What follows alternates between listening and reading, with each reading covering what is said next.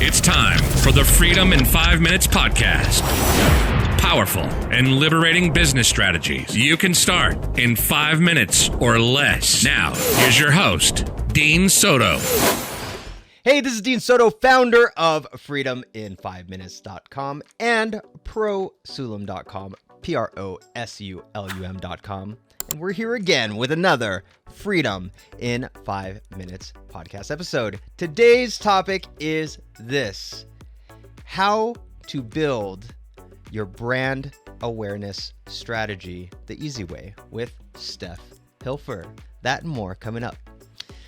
All right, guys. So this is the coolest part of this year, and the coolest part of this podcast is that we are getting back to talking to people that I think will grow your business, not just on average, not just helping you to get to the next level, but literally, truly will exponentially grow what you are trying to do with your company. And with that, we're going to start talking to these amazing people, starting with Miss Steph Hilfer. So, Steph, I was on your podcast before, and you hit me with a really cool question that totally opened up everything like right away. Without saying what you did, like what I did or anything like that, we did the whole start with why. Yes, I was we like, did. This is so cool. So with that being said, I'm going to steal this from you. Why do you do what you do? Oh my gosh, I love that has hit you and stuck with you. And I also have to thank you because I know we said this off air briefly, but you really gave me the comfort, the confidence to flip my script with you. Listeners don't want, it kind of gets boring to listen to the whole bio and how to start. And don't get me wrong, I'm not knocking anyone who rocks that way, but getting into the meat and the potatoes is just like my jam. So with that said, thank you again. And I'm so glad you asked that. My why, whatever vehicle that I choose to live this life through, it has always been helping others see the beauty in themselves. Whether it was through photography or through graphic design, and now through branding, I've been able to help others see how beautiful, and I don't just mean like a model or a pretty picture. I mean beauty in the sense of authenticity, and that there is a whole market for that authenticity. And finding that in yourself. I love being the person who gets to pull that out of people. And we are a visual race, right? We as beings, we eat with our eyes. We judge books by covers, right? We're told not to, but yet we do. And so I love being able to truly help people see, visualize their own beauty. That's my why. I love that. I could tell you, so it's funny. Every step of the way along my journey, I've always had this feeling of like imposter syndrome, where who would want to who would want to know what I do, or I'm just this like lucky thing that just happened, and so nobody's gonna want to even know what I'm doing with my company. Even when I see your Instagram posts, I'm like, she's got it going on. This is awesome. I'm always like, but that's her, and I can't do that. And that's Grant Cardone, or that's so and so. So it's really neat to hear you say that, because deep down inside, I think every business owner, especially ones who are not creative, not extroverted like me, I'm not a creative person. I'm not extroverted in the sense of like design and reaching out to people, extroversion type. Right. It's what I want, It's that to be able to actually be that person that I'm seeing them able to do, and go, oh my gosh, like I actually do have something that people find attractive in my business, And so yeah, that's cool. So with that being said, like, how do you go about doing that? Gosh. Well, so like I said, my vehicle has changed. And what I mean by vehicle, I'm going to use an example, and they're pretty nationwide. So most people might know Mod Pizza. Okay. Yep. Mod Pizza, their why is to serve people. Mhm. Their vehicle is pizza. So my silly exercise is, if pizza were banned from the world, Mod could still live their why, which is to serve people. And so now maybe they're going to have to shift into sandwiches or something, right? Because pizza's banned in this silly example. But the vehicle can change. And so my vehicle right now, and how I help others see their authentic beauty and bring that out, is through working with corporate or personal brands. And now, when we think of branding, right, we started this conversation off with visual. Totally. And that is such a huge part of branding. Logos, color, fonts, imagery, right? How images and videography is taken, the style. Off air, you and I talked about lighting, right? There's so much that goes to that. But there's also so much that has to go with your personality, your messaging. Are you introverted, extroverted, right? Who are you authentically? And this gets a little, I don't got to go too crazy into the rabbit hole, but if we're talking personal brand versus corporate brand, and I'm talking about who you are, there's a lot of work we do to help recognize a personal brand's who you are versus a corporate brand's who you are. Yeah.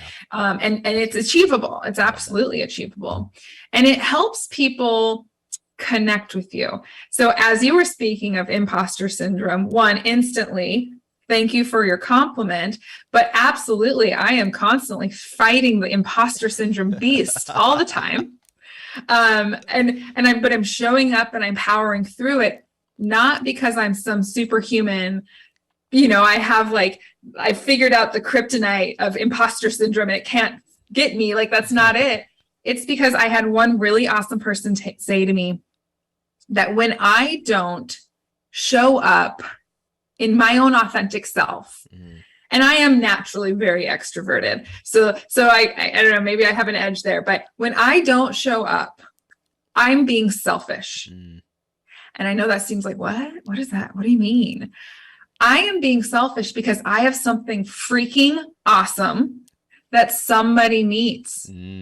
That's cool. And by me not showing up and not sharing to the world what my something is, I'm literally taking it away from them. I'm not giving them the chance to be like, whoa, I need them because I have this amazing brand and this amazing business and this amazing thing that I need to get in front of the right people. But Steph chose not to show up. So I don't know if she exists. I don't know what Viim is. And so who knows where we started with this question, but I just resonated with what you were sharing about that. And that has been a real tool that I've pulled out of my toolkit when I feel like not showing up. It is powerful. I'm not going to lie, because that's super powerful. I've gotten a couple of clients off of, it's very uncomfortable for me to even on LinkedIn to post stuff. Because I'm like, and trust me, my brand, we're at some point in time, you and I are going to talk about my branding and stuff. Worst branding in the world. We even talked about this on your podcast. It's literally anyway. All that being said, I'm posting stuff that I care about on LinkedIn, and I'm like, this sucks, whatever. But I have one client who came. We are really, really good friends now. And he has used my service to do amazing things. But had I not posted, it literally was stuff that I didn't think anybody cared about. And had I not posted, he would not have become a client. He would not become a close friend who happened to live near me. He didn't live near me at the time, but prior knew where we were, which nobody else knows in Prather. But it literally would not have happened. And that's testament to what you're saying, that, and still I'm off and on, but I'm not consistent. and which we'll get into. But there's tools for that. yes, I got you. But it goes along with what you're saying is that you do have, like, I did have something, and that person would have literally suffered for, he's been a client for what, almost 2 years now, and he would not be where he is now. Mhm. Just like I'm sure there are clients who came for you, from you posting stuff that are much better off now than where they were. Oh, yeah. So that being said, Viim, how the heck did you come up with Viim with 2 eyes? Yeah, yes, 2 eyes. I love this story. So I knew as a creative agency, as a branding agency, one, I knew there was a few things I really wanted to name, but I felt an immense amount of pressure to get it right. I was like, this is huge. This has to be the right name. But I also had a lot of faith in myself that when it hit me, that I would know it was it. Mm-hmm. And it happened with them. So, but it took a while. And I'd been racking my brain, trying things, doing the exercises, Googling, all the things. And I finally said, these are the things I know I want. I want a single word. Mm-hmm. Ideally, it would be amazing if it was a real word. But if I have to make up a word like Venmo or Uber or Google, then okay, right? I can do that. Yep. I knew I wanted that. It was a bonus if it had the letter M in it, Mm-hmm. because your branding is fueled through your marketing.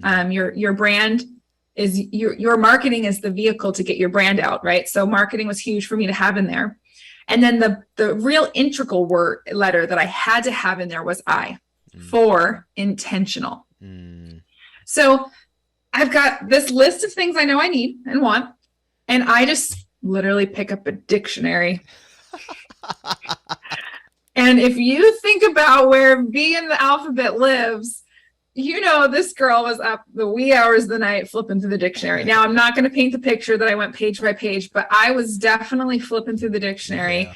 And when I landed on this word, I immediately remembered it in my sphere of words. It's not a standard English word, but it is an English word. Yep.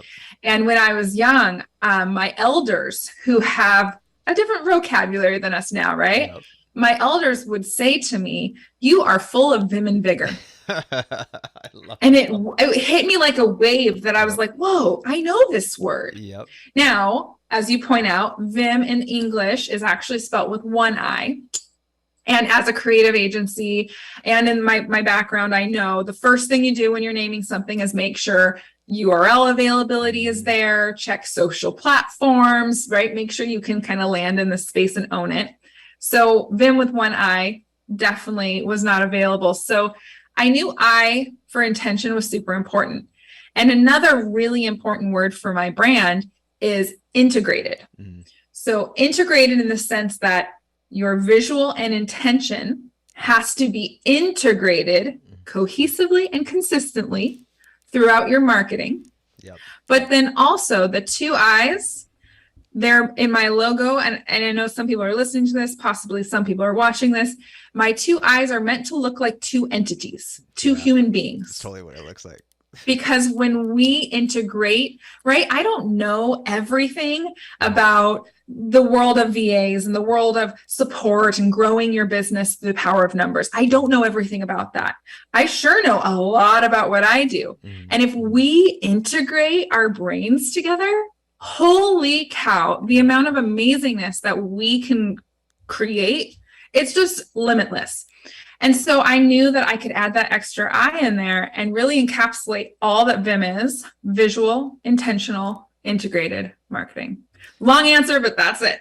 I love it though. It's so good. It's so good because, okay, this might make you, which is intentionally, the intention behind this is actually to make you uncomfortable.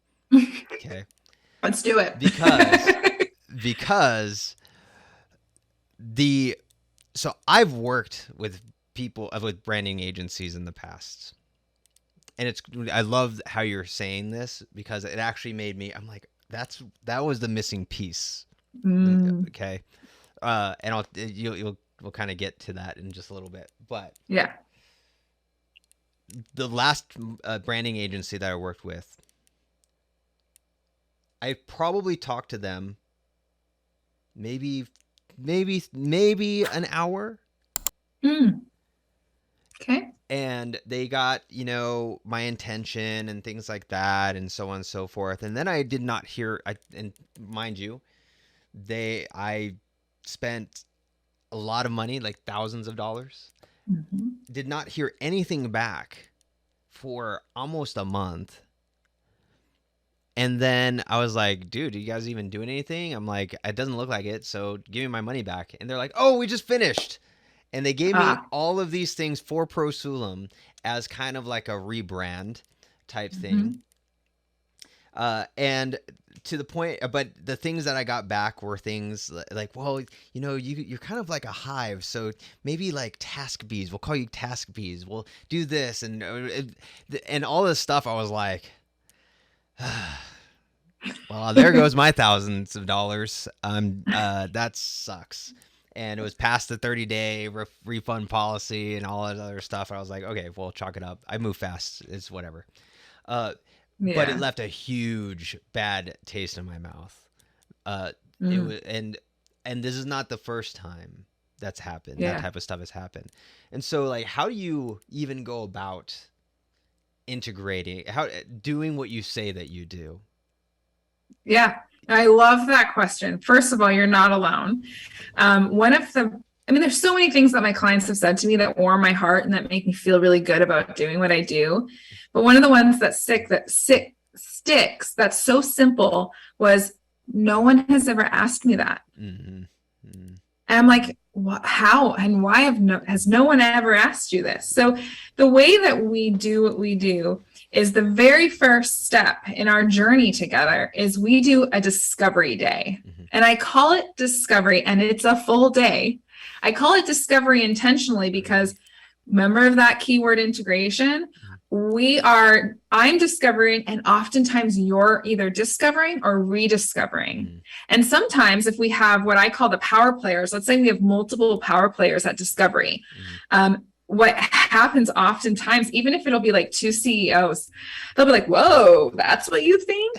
Or, oh, I forgot we talked about that. Totally. And so there's this discovery of flushing things out. And remember what I said, my why is bringing things out of people. It's not me creating this for you and telling you have beehives or whatever, not trying to pick on them, but it's not my idea. It's not putting lipstick on a pig. Yep. It's truly bringing out what is in you already that by the grace of my creator, gave me this way of just seeing it. I just feel it and start to see it as it comes together in our conversation. And we go through in this discovery day, whether it's virtual or in person, we go through several different exercises with the power players of the brand. Now, I want to touch on power players for a second in a minute, but we go through these exercises. And I want to touch on the feeling that you had of kind of being ghosted almost, right? Yep. So we go through this whole day, very immersive, very energetic. I mean, if you're listening to this, however many in, there's energy being brought to these days. There's definitely the Viim coming at you. Yeah. But we go through these exercises and I am very intentional and I very much prepare my clients, but I didn't until this happened. Let me tell you what happened. Went through discovery with one of my clients. We had 3 power players. The CEO was included, who I'd been working with the most. And we went through discovery, had a phenomenal day, ate lunch together, all the things. And mind you, this was I think it was on a Thursday. Yeah, it was on a Thursday. And we wrap up. I do my thing. I'll keep going with work and life and all the things. And on Sunday, I hear from the CEO, Sunday. Okay. And he goes, hey, I feel like we went on this really long, hot date and you just ghosted me. Am I going to hear from you again? And I was like, it's Sunday, dude. But whatever it was, whatever day it was, however many hours or days had gone by from that moment to the time he reached out, he felt ghosted. Yep. Yeah. Right. And that tells you a couple of things. One, it was a really powerful day. Yeah. He got a lot out of it Yep. and wants to continue to be in that energy. Yeah. So it was a very huge testament to me, and I was so grateful for those words. But it taught me that the same feeling you had of the 4-week Yep. ghost period, we take a few weeks. I call it the marination period. Yep. I and my team, we take all of the work. By the way, whether in person or virtual, we record discovery, because my team, who can't always be at that day, my team needs to be as immersed as I am in discovery and as you are. All of us need to be integrated. So we record this day. And so it's a 6 to 7, sometimes longer day. And so we spend a marination period doing market research, doing creating content, creating design, creating conceptuals, and lots of pieces, right? The visuals play off the content. The content is based off of the research. There's so much work that we do. So I have learned to set the expectation for clients that we're going to be in a marination stage. Yeah. Maybe 2-3 weeks, I'm going to reach out to you and tell you about where we're at. And I'm going to set your initial concept preview date.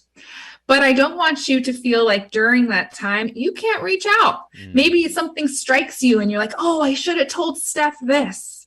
Shoot me an email, shoot me a text, whatever. But it's all about setting the expectations for whatever is authentic to the experience they'll have. That's cool. Yeah, and I love that, because that feeling of being ghosted, that's such a good way of putting it. Yeah, right? Especially after going through all of that and then boom, nothing.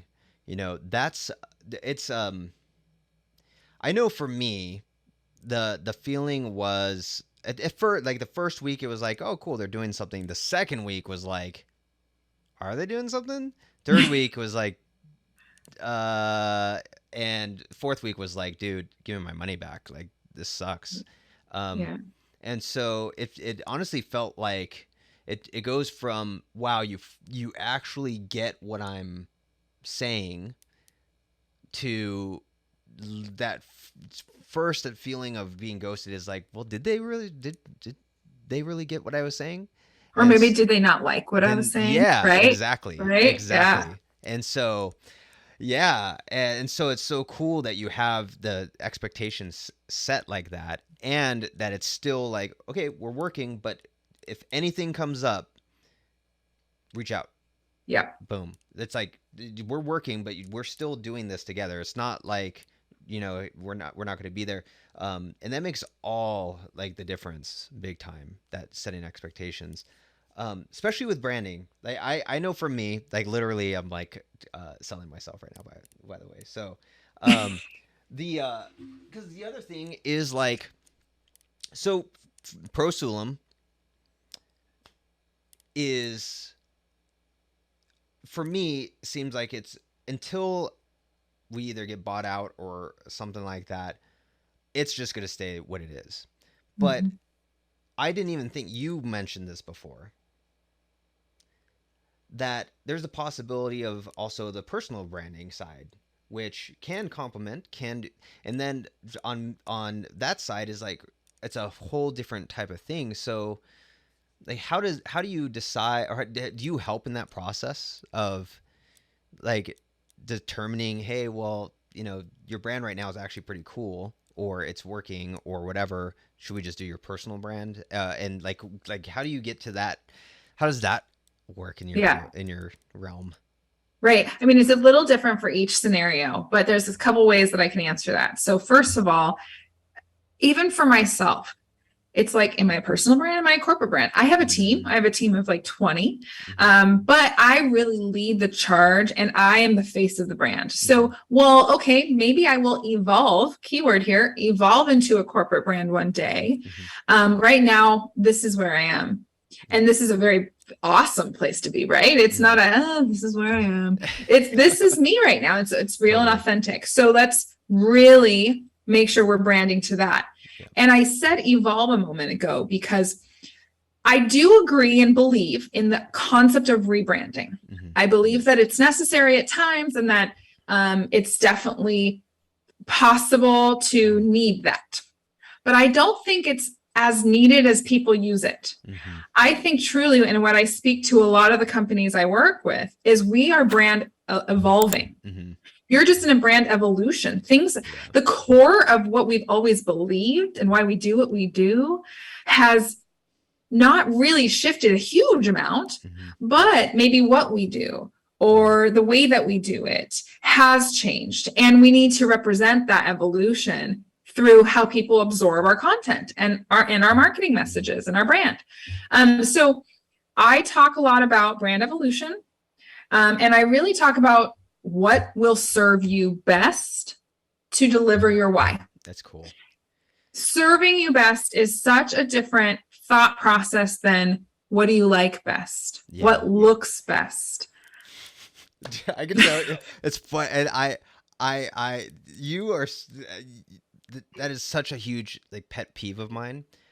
As soon as I get asked like, what do you like best, or I'm actually like, dude, I run a big company. I don't have time for this. Like for me, you're like getting like the fire out of me right now. So I apologize, but I'll have my video. I actually had to reprimand one of my videographers because he's like, hey, what do you want to do? Do you want to film it here? You want to do this? I'm like, you're the freaking professional. You tell me what to do. Like I'm paying you to help me to have a specific look, And so like, as soon as I hear like, well, what are you feeling? What are you thinking? Or whatever, not in the sense of Discovery Day, like that makes sense.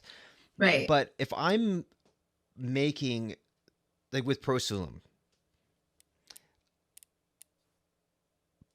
when I was with that other brand company, they were doing that, like the kind, and so I'm like, I guess I want to rebrand. Yeah, that sounds good. Like, sure.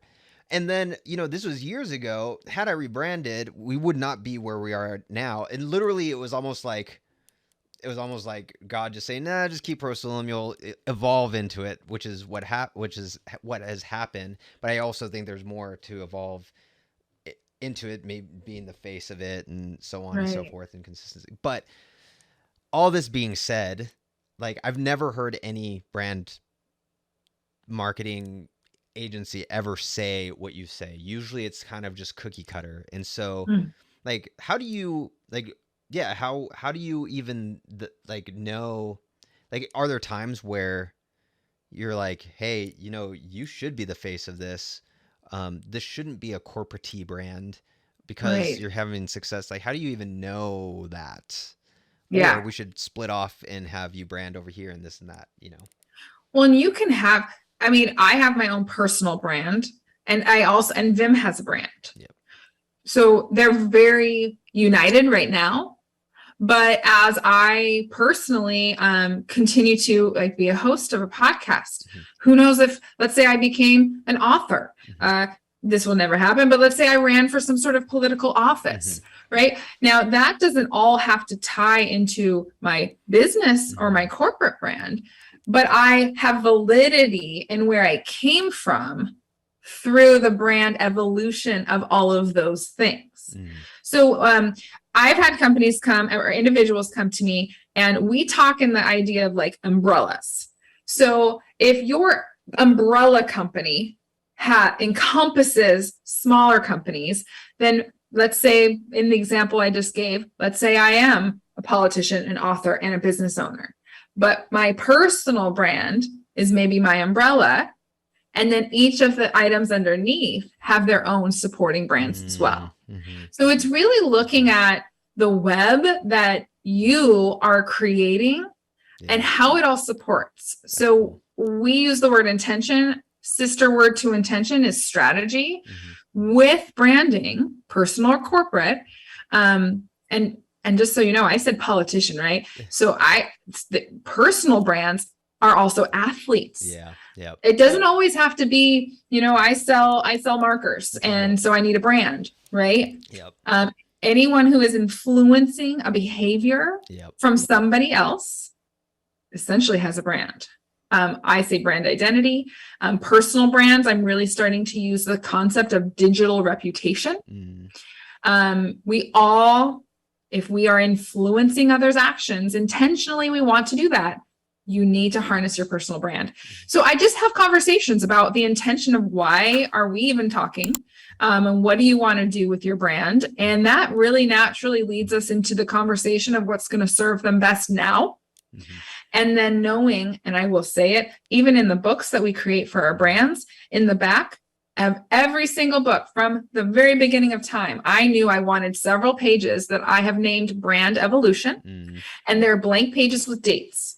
Because I want you, even, and how backwards is it? Hey, I'm your branding company. I'm going to create this brand, but I want you I want you right away, day one, to start telling me how to change it. Yeah, totally. You know, and most companies aren't. They're going to say, "Oh, this is perfect. Don't touch it." Yeah. No, I want it to stand the test of time, and there are things that we're going to keep cohesive and consistent because that is the power in what you're investing in. But I don't want you stunted. Yeah. I want you to feel so limitless in what we created that you can go anywhere with it and evolve, but maintain the work and investment we did. So I talk about that day one. And I think it does seem a little backwards sometimes when I say it, but hopefully it comes across well. No, it's always the end in mind and like the start with why and all, type thing. And that's what's so powerful, because then everything that you're doing from that point on is all intentional toward whatever that future goal is, and so on and so forth, that evolution. And so super powerful. So now we come to the question of the day. So every episode that I do where I'm interviewing someone, I always ask this one question.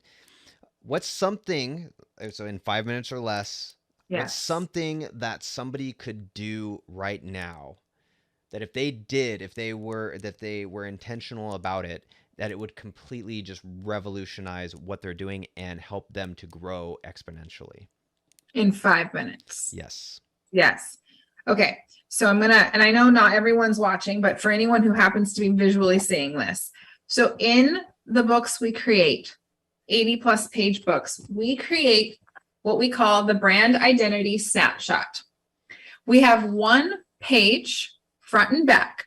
On the front, we have our visual. Okay. On the back, we have our intentional. Okay. What you can do in 5 minutes. And I want you to trust me on this. Don't do it on, I want to do these exercises first and then I'll do it. No, take the 5 minutes right now. And on the front of this piece of paper, I want you to establish your logo. If you have a couple variations, narrow it down to the top 3 variations you use. Okay. If we have to go old school and we're cutting and pasting like we're in kindergarten again, then that's what you need to do. Yeah. If you're savvy and you want to do it in some design program, then do that. But on the front page, I want you to put your visual logos right on the top. Don't put 20, put the top 3. Then I want you to put the colors you use, right? And if you only have one, that's fine. I told you, do what you have right now, okay? Don't overthink this. Put the colors you use. If you do a lot digitally and you do a lot print-wise, maybe look up the color codes. If you're like, whoa, what is she talking about color codes? That's fine. Just put purple, okay? I love that. Establish those colors. Now, if you have 12, let's maybe once again go back to your top 3, 4, 5. Okay, no more than that. Put those colors down. What fonts do you use? Pick the fonts you use. Same thing. Solidify a few at best. Okay. Don't worry about if they all look good together. This is about who you are and where you are right now visually. Put it all on one page. Then I want you to put on the back, I want you to put what you believe is your mission, your why, and any core values you have established. If you have anything more to add to that you think really drives your company, put that there. And now what you have in your hand, and that hopefully should take you 5 minutes, right? Because I'm not having you recreate the wheel. These things should come up, right? Now I want you to use that, pin it right in front of your office on your cork board right there. And I want you to keep referencing it every time you do anything. If you're creating a post, if you are writing an email, if you're changing things on your website, and I want you to look at the paper and think, does it match? Yeah. That's good. And if it doesn't match, make it match. Work with someone to help you establish your brand, make sure it's truly serving you well. But I will tell you, the worst colors you could choose, even if your logos are horrible, even if yours are all across the board, if you just simply consistently follow that guide you just made, you will see benefit. Even if it's no branding person ever touched it, you will improve. I promise you. And I promise you. Oh, that is awesome. I love that so much. And it is so true, because like my branding is like the worst right now. And it was just after like literally years of going off and then back on, off and then back on that. But imagine when you have amazing branding and you're consistent too. Right. It's crazy. Well, I have to share this stat that will support why I promise you that you will grow. Forbes released a really beautiful article about what you can do to improve. And if you want to increase revenue, bing, bing, bing, all the number people, you're chiming in now towards the end. If you want to increase revenue by up to 23%, and I promise you it's more, I have my own stats, it's more, but up to 23% or more, then have a consistently present brand. Yes. Be consistent and cohesive, and that alone will increase revenue by 23%. That's huge. That honestly is huge. It's so huge. And then the compounding of that just over time it's nuts. That is like printing your own money just by being consistent with your brand. Absolutely. I love it. So how can people start discovering themselves? Oh, I love that. Well, I am, if you want to get Viim, you can find me at Get Viim on all the socials. I'm most present on LinkedIn, Facebook, and Instagram. My website is getviim, remember, 2i's.com. There is a 90-second video that I would love for you to check out. It is everywhere on my website. You cannot miss it. And it's a really beautiful walkthrough of the thoughts around why someone would need, to work with a branding specialist, and then what even more they got out of it than they ever even thought they would. So those are probably the easiest places to get a hold of me. I am very present in my company, so if you book a consult, it is going to be with me. And I love clearly chatting. So let's do it. I love it. So yeah, go check out what Steph is doing at Get Viim, 2i's. And it is like, I normally, just to be fully transparent, I do not like people in the branding space at all. Given past experiences multiple times, and to have her as literally my first revamp of having guests on this podcast show how much I believe in what she's doing and how amazing she actually is. So all that being said, so with that, thank you so much, Steph, for being here. I appreciate you so much. And so go check out Steph at Get Viim, and I will see you all in the next Freedom in 5 Minutes podcast episode.